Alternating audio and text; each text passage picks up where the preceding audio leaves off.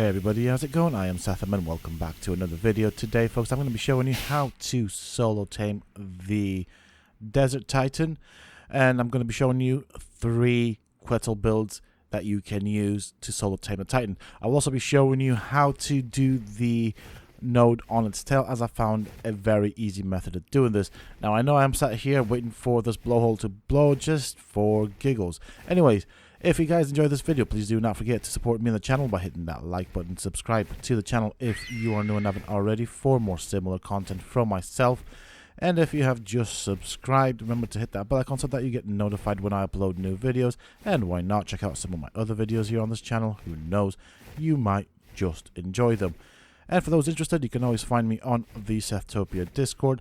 Links to this, of course, can be found down below in the video's description as well as in a pinned comment. Okay, so here we are. This is my base. I did try out using an Argent method, but it is quite difficult, so I don't recommend that. However, I do have 3 Quetzal builds right here. One has 2 foundations with ceilings on top. The one in the middle has 1 foundation with a ceiling on top, and the other one has 1 foundation with a box, and that has a door opening to the Quetzal's head. So first things first, we're going to try this one out. All of these 3 builds work on the Quetzal, and the purpose of this build is to keep the flock from dismounting you. The Quetzals all have at least 4,000 HP, so that should be more than enough to actually completely fully fight the Titan until you have tamed it. Now the Titan has 3 nodes, 2 on its wings, 1 on its tail. After you take out the first node, it will start doing a tail swipe.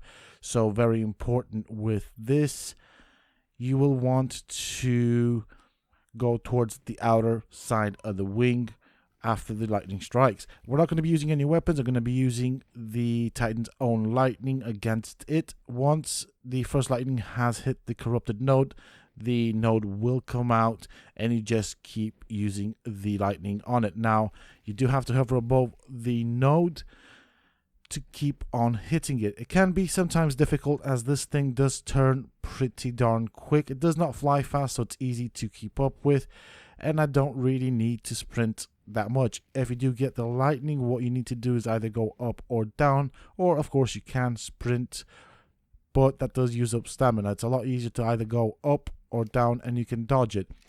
So I'm gonna make my way towards the first corrupted node. I'm gonna see if I can now. That was a fail. So obviously we're going to hover above where the node would be, let the lightning strike hit it, then go towards the outside like this, and kind of come up from behind and hover above the node. The first thing is I want to kind of get it to come out. Okay, for some odd reason that did not work. It just means I missed it, so I will go for another attempt right now. If you do go too low, you will get hit by the lightning that is still down there where you kind of got it to shoot. So do bear that in mind. It does not do that much damage, but you don't want to be hanging around for too much. Now, my Quetzals do not have any form of, say, Ascendant or Mastercraft saddles. They are bog standard. Notice I'm just floating above the node. Now, I am quite low. So after this lightning, you will want to be just above it, and once the little charge animation around your Quetzal has gone, you want to move away, as it will have about 2 or 3 seconds before it shoots the lightning. Now, of course, this is very important when you do move away from the charge. Always go towards the outside of the wing, as obviously, not with the first node, but with the second node, the Titan will start doing a random tail swipe, which hurts quite a bit and does destroy metal structures. Now, it is or can be difficult to do this because the Titan is obviously moving, and as you saw there, it will turn. And in order to avoid being hit, you just want to hover just above where that purple rotating node is. Now, I kind of missed that one, so I'll give this another go. But as you can see, this build will allow the flock to target me still, but it will not be able to hit me and dismount me. Now, That is the exact same thing for the other builds as well. At the moment, as this is still the first node that I'm trying to take down, the Titan is not doing the tail swipe. But after this, you do want to make sure that you always fly towards the outer edge of its wings. So if you're on the right wing, you're going to go in a clockwise motion towards the outer edge of the wing, as that is how you'll avoid the tail swipe. Then come back around this way and then try and catch up with it and hover just above the purple rotating whatever that thing is. Node. Let's call it node. I mean, I've called it node up until now. And then just rinse and repeat. It'll take a couple of minutes to do this. It won't take that much, as the lightning does do a ridiculous amount of damage and seems to be most effective against these particular nodes. Okay, so I'm just going to keep doing this. Once I finished with this node, I will then go on to the next Quetzal that has a single foundation to show you that the flock cannot target me, or actually cannot dismount me. So there we go. I think that's slightly too high. I'm not sure if that hit or not, but I have a feeling it was slightly too high. So I'm going to wait for the next charge. Right, the animation around the Quetzal has disappeared. It's time for me to disappear as well. There we go. That is one corrupted node down. Simple as simple can be.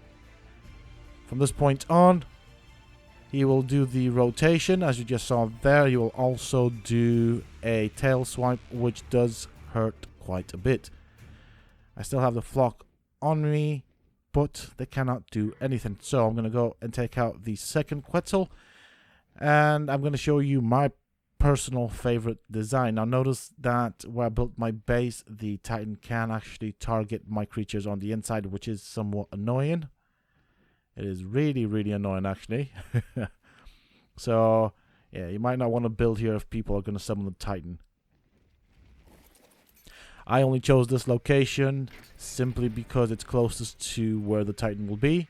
So I'll take this guy, which has one foundation with one ceiling on top, and I'll show you that it is just as effective.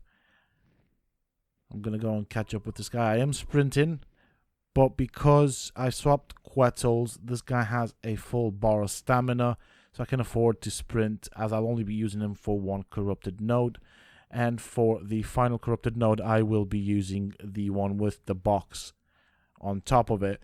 Now, the reason for that is because I want to show you how to manage the tail, as that can be quite a tricky node, or should I say, used to be until this video, as I have figured out a way of managing it with absolutely no risk whatsoever to you and your Quetzal. Okay, so I'm coming on to the left side of the Titan.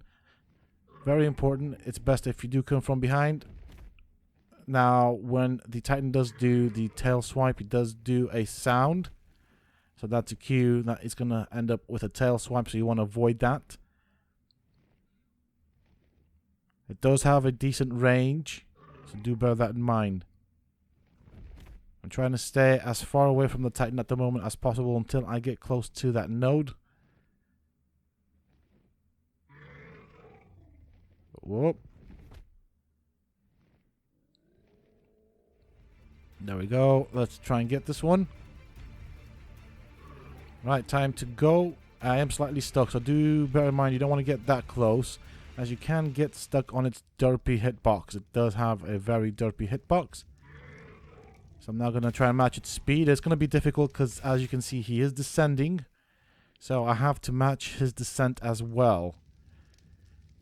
But I'm going to try and get as many hits on him. I don't mind getting hit a couple of times. My Quetzal should be able to handle it. Right.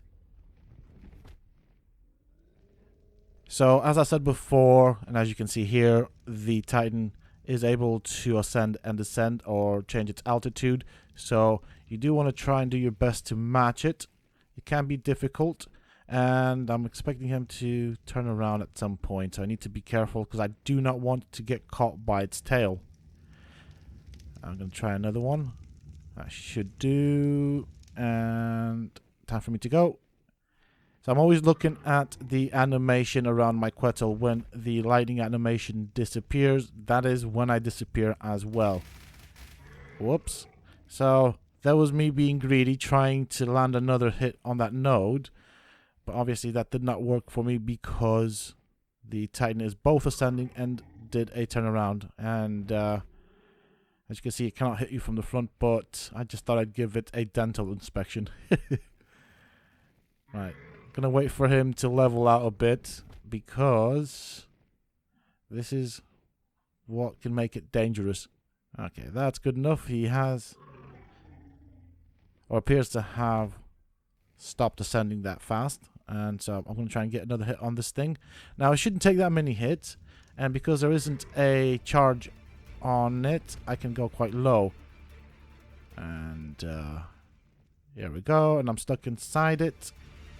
Now, this is another danger with these Titans. With this particular Titan anyways. As I found, you can end up going through it and occasionally getting stuck. Which is why I personally recommend, for safety reasons, trying to hover above the target instead of actually being so close. It's just, I don't understand why and how that works, but it is a thing in the game, so do bear that in mind. Okay, that one did not hit where it's supposed to. There we go.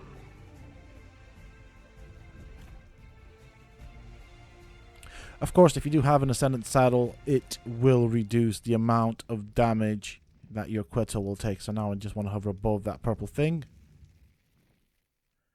There we go. Time for me to go. Shouldn't have that many hits left on it.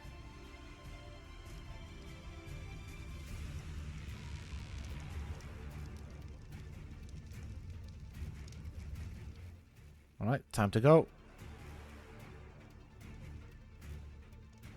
But notice that the flock is unable to actually touch me, even with one foundation. So, effectively, this has neutralized the flock's threat. There we go.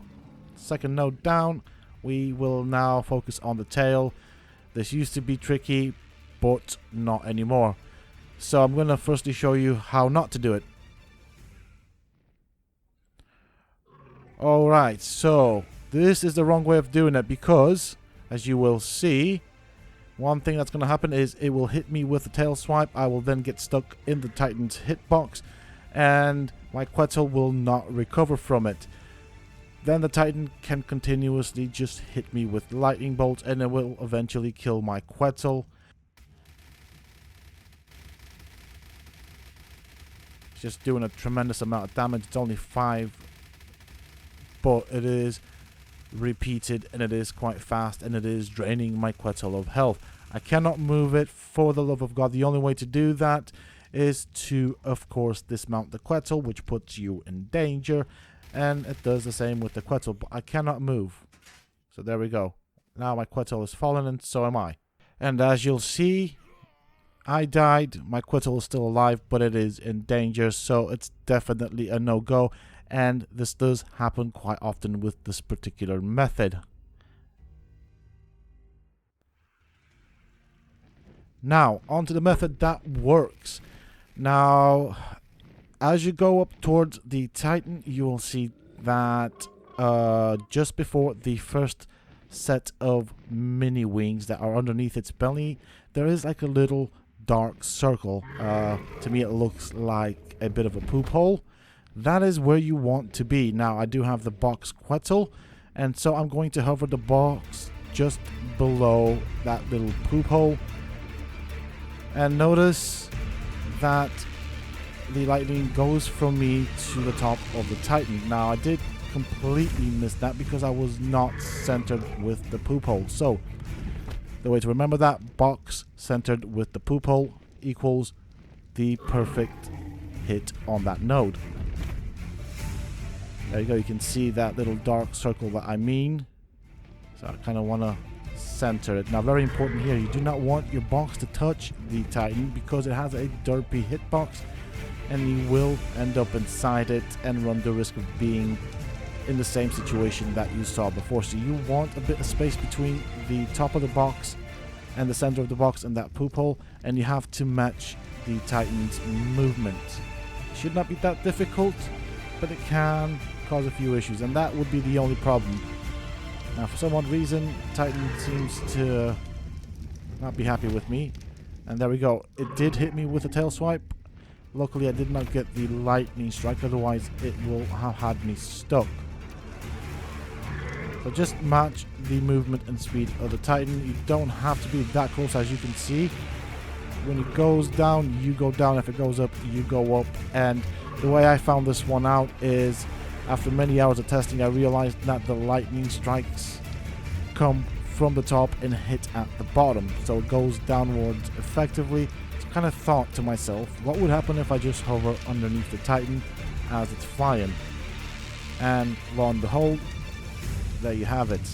Now, I think the Titan has just given up, or I've broken it, because I've been testing this for so long now. Well, you get the idea. But as you can see, after the little animation charge from the Quetzal, when or just before the lightning is about to hit, it goes to the top where the node is, and it hits the corrupted node. Isn't that simple? The only challenge here is really matching the Titan's movement, and especially when it starts ascending and descending. So that's where it gets a bit dodgy. But you can easily do this, and for some odd reason I'm quite amused by the Titan just giving up. But it should not take long now. We should have a Tame Titan quite soonish.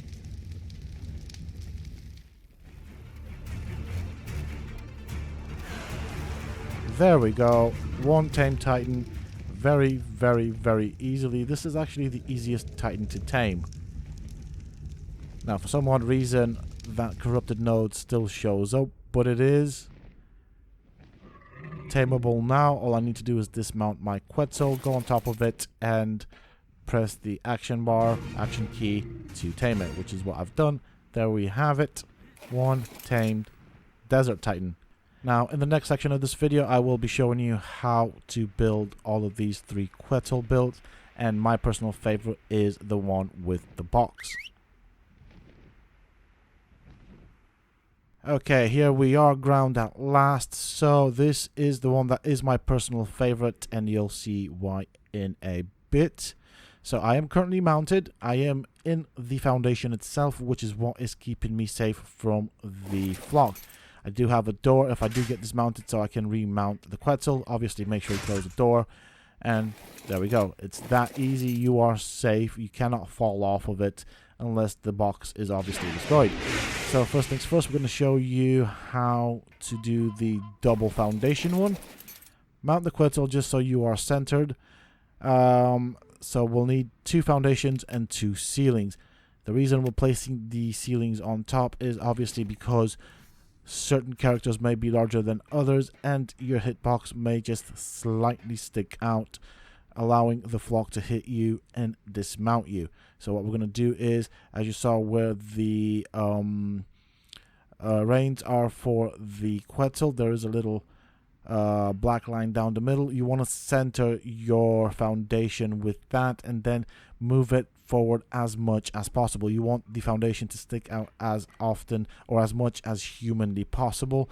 And obviously, if you can avoid the tail attacks, you can even do this with stone foundations. It's not that complicated. So slightly off there, but that should be good enough for the flock not to be able to hit me.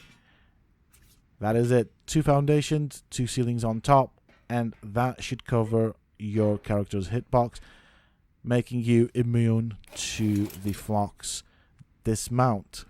There we go. So you cannot see that. Now, obviously, my character is of a medium size, but some people do have large characters, and that's what this is for.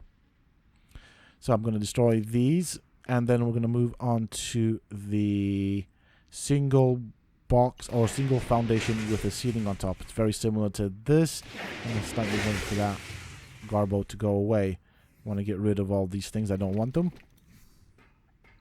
Now remember what I said. You want to center yourself, and where the reins are, you will see that there is a black line. You want to center your foundation so that the two bars or poles of the reins are right in between the feet of the foundation and in the middle of the foundation as well. And by doing that, or the way to do that, is to put your foundation outwards as much as possible.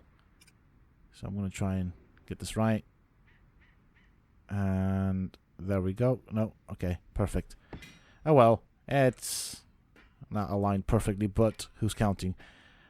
Also with this, obviously put a ceiling on top. I'm not going to do that just yet, but I'm going to show you exactly what's happened. So, as you can see, I am right in the center of the foundation, which is what is actually giving me cover from the flock. Now, it is possible that a portion of my hitbox may still be hanging out, so obviously one ceiling on top sorts the problem. I'm going to remove the ceiling and I'm going to show you the final build, and I'm actually going to do a variation for this because I will be testing this with several Volanosaurs against the Titan to see if it kills it. I think it should do that.